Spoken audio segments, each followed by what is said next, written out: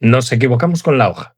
Al principio parecía un resto, un error de extracción, una página olvidada dentro de una carpeta vaciada con prisa. Pero no era eso. Porque cuando alguien roba información sensible, no deja una pieza útil por accidente. La deja por una de dos razones. O no la vio, o quiso que alguien la encontrara. Y después de revisarla de nuevo, ya no hay espacio para la primera opción. Esa hoja no sobrevivió al robo. Fue la única pieza que el robo decidió conservar.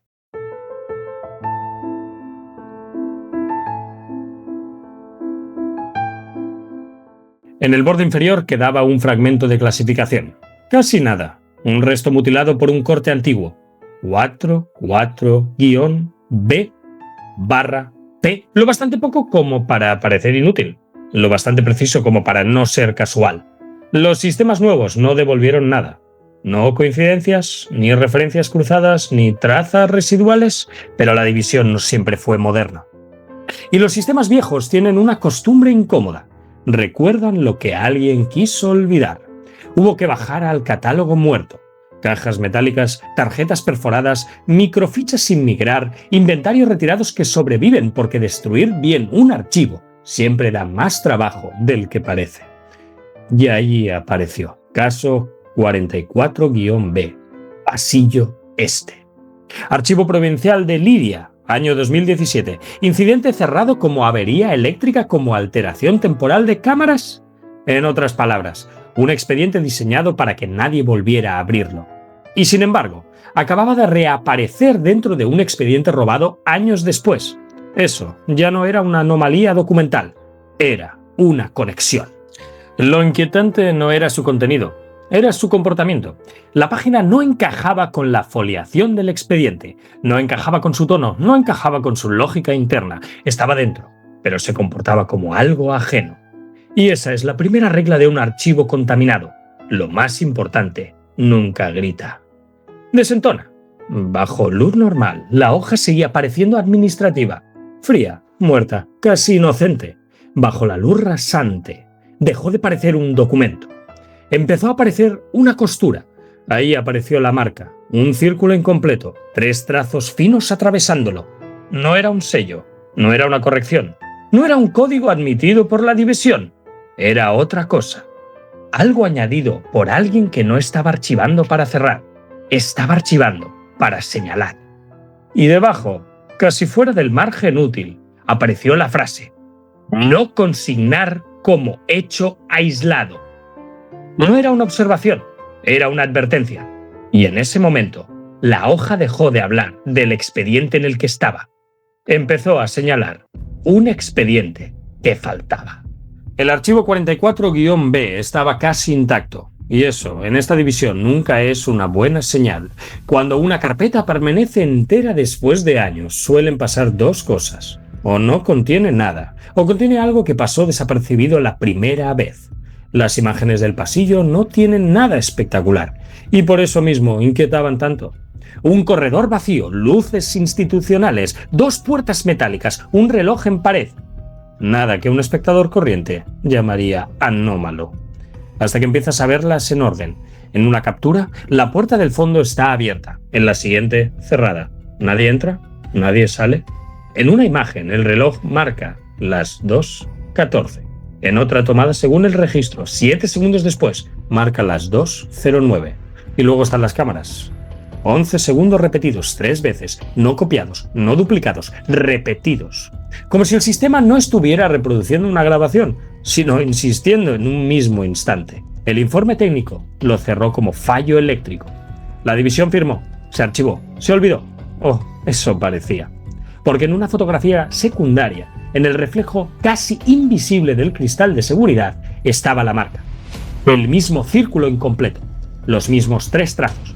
No parecía la misma. 2 casos distintos pueden compartir una rareza. Incluso 2 rarezas, pero 3 coincidencias exactas ya no son coincidencias. Son arquitectura. La hoja infiltrada y el caso 44-B compartían 3 elementos imposibles de justificar por separado.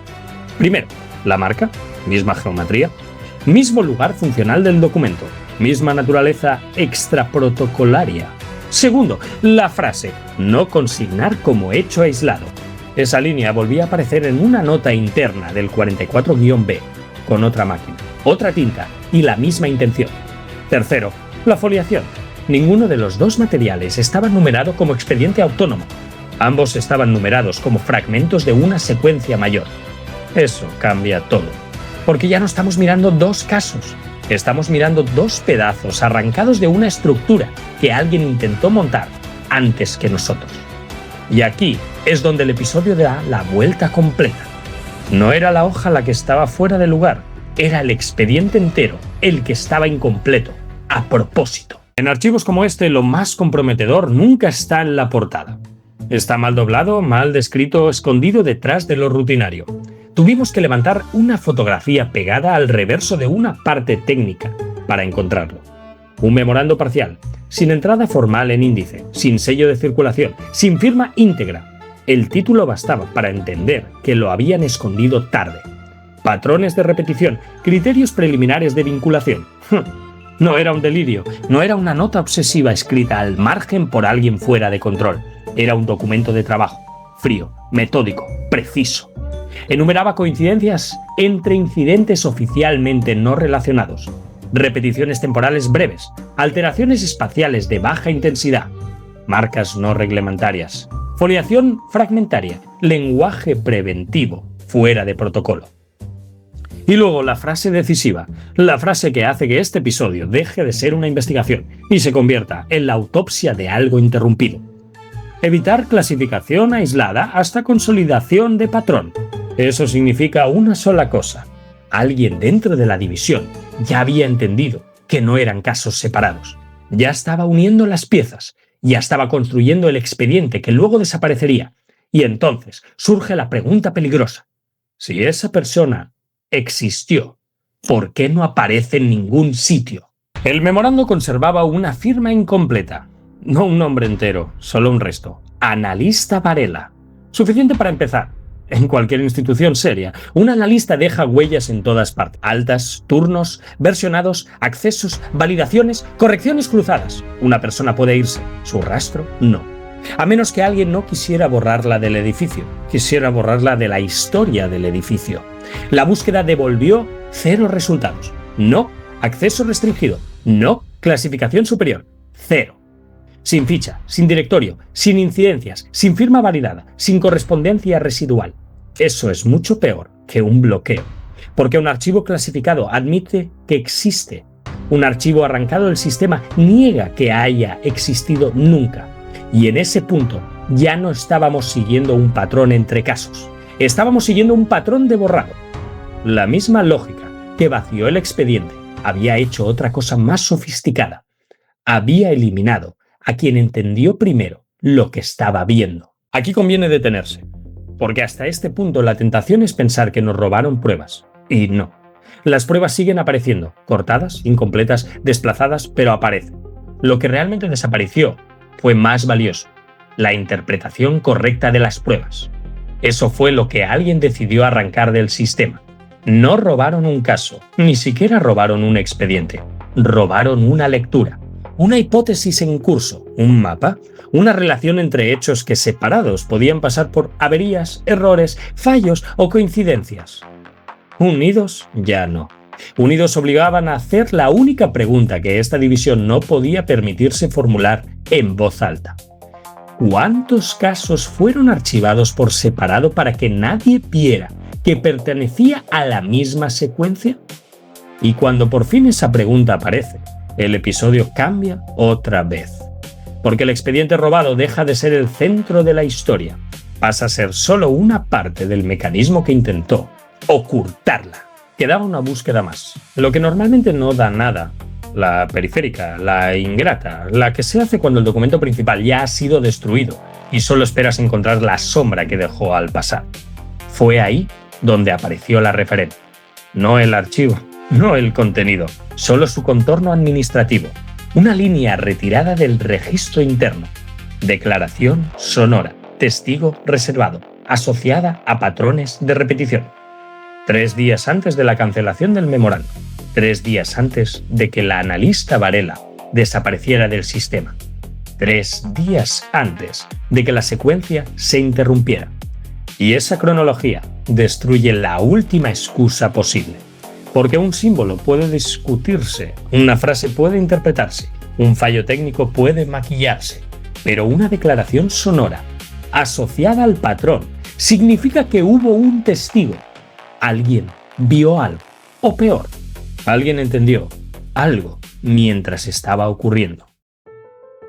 No dejaron el audio, dejaron constancia de que existió. Y a veces eso es más peligroso que una prueba completa. Porque una prueba se puede desacreditar. Un vacío con forma exacta de prueba, no. Ahora ya sabemos lo suficiente como para decirlo sin rodeos. El expediente no desapareció para ocultar un hecho extraño. Desapareció para impedir que varios hechos extraños fueran leídos como una sola cosa. La hoja del primer episodio no era una página suelta, era una bisagra. El caso 44-B no era un archivo menor, era una pieza olvidada del mismo tablero. Y la analista, borrada, no era una nota al pie, era la primera persona que llegó demasiado cerca.